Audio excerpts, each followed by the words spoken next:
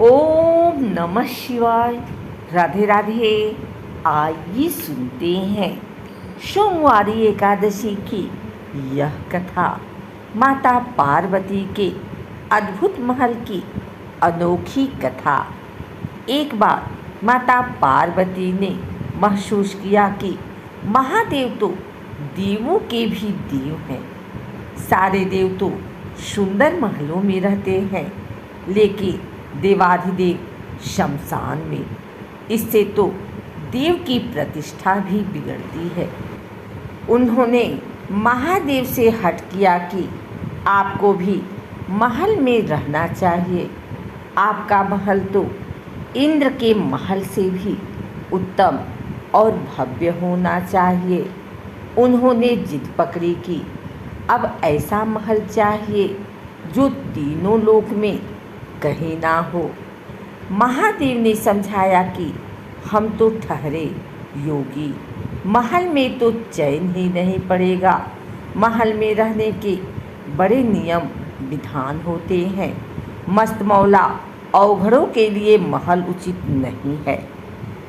परंतु देवी का वह तर्क अपनी जगह पर कायम था कि देव यदि महल में रहते हैं तो महादेव क्यों शमशान में और बर्फ की चट्टानों पर। महादेव को झुकना पड़ा। उन्होंने विश्वकर्मा जी को बुलाया। उन्हें ऐसा महल बनाने को कहा जिसकी सुंदरता की बराबरी का महल त्रिभुवन में कहीं ना हो। वह न तो धरती पर हो न ही जल में। विश्वकर्मा जी जगह की खोज करने लगे। उन्हें एक ऐसी जगह दिखी जो चारों ओर से पानी से ढकी हुई थी। बीच में 3 सुंदर पहाड़ दिख रहे थे। उस पहाड़ पर तरह तरह के फूल और वनस्पति थे। यह लंका थी। विश्वकर्मा जी ने माता पार्वती को उसके बारे में बताया तो माता प्रसन्न हो गई और एक विशाल नगर के ही निर्माण का आदेश दे दिया। विश्वकर्मा जी ने अपनी कला का परिचय देते हुए वहाँ सोने की अद्भुत नगरी ही बना दी।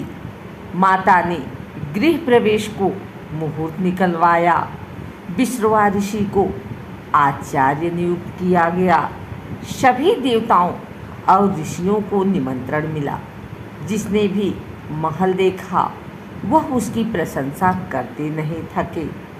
गृह प्रवेश के बाद महादेव ने आचार्य से दक्षिणा मांगने को कहा।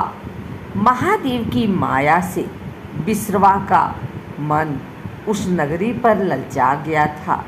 इसलिए उन्होंने महादेव से दक्षिणा के रूप में लंका ही मांग लिया।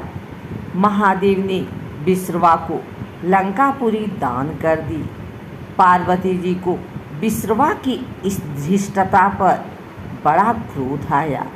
उन्होंने क्रोध में आकर श्राप दे दिया कि तूने महादेव की सरलता का लाभ उठाकर मेरे प्रिय महल को हड़प लिया है। मेरे मन में क्रोध की अग्नि धधक रही है। महादेव का ही अंश एक दिन उस महल को जलाकर कोयला कर देगा और उसके साथ ही तुम्हारे कुल का विनाश आरंभ हो जाएगा।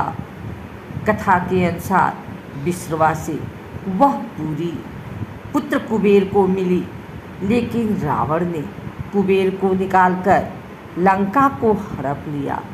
श्राप के कारण शिव के अवतार हनुमान जी ने लंका जलाई और विश्रवा के पुत्र रावण, कुंभकर्ण और कुल का विनाश हुआ।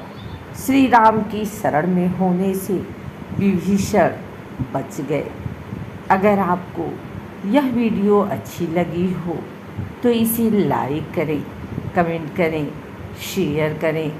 हमारे चैनल को सब्सक्राइब करके बेल नोटिफिकेशन ऑल पर सेट कर लें ताकि आगे आने वाली वीडियो सबसे पहले आप तक पहुंच सके। धन्यवाद।